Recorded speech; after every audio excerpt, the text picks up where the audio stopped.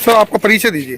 चौधरी विनोद अम्बेडकर, संस्थापक परिवर्तन संस्था। आज आप किस विषय को लेकर यहाँ पर एकत्रित हुए हो? यहाँ परिवर्तन संस्था पूरे भारत में जिला अधिवेशन कर रही है।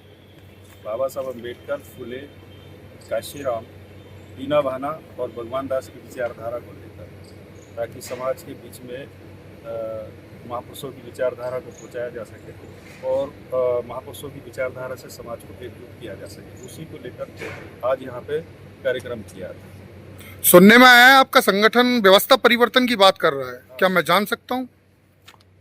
परिवर्तन संस्था जो है व्यवस्था परिवर्तन का ही काम कर रहा है। परिवर्तन संस्था एक वैचारिक संगठन है और भारत में व्यवस्था परिवर्तन का काम कर रहा है। फुले, अम्बेडकर, काशीराम, बुद्ध, पेरियार की विचारधारा को समाज में ले जा करके समाज के बीच में उसको स्थापित करना। अब विचारधारा पे काम कर रहा है, विचारधारा को पहुंचाने की बात है।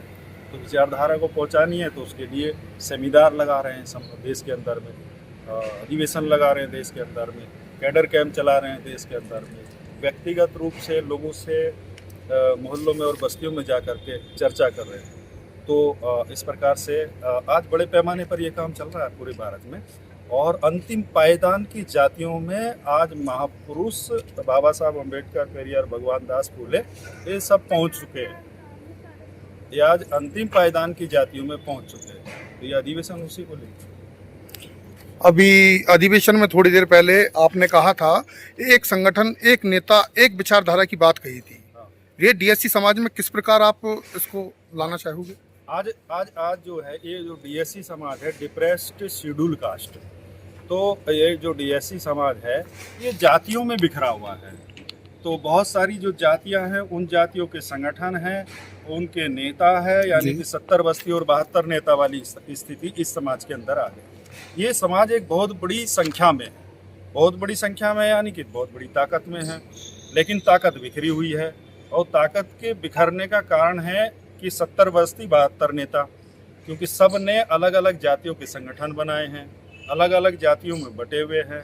तो परिवर्तन संस्था सबको एक एक संगठन के रूप में संकलित करने का काम कर रही है। अब वो कैसे हुआ, आप कह रहे कि कैसे होगा, एक नेता की या एक संगठन की या एक विचारधारा की?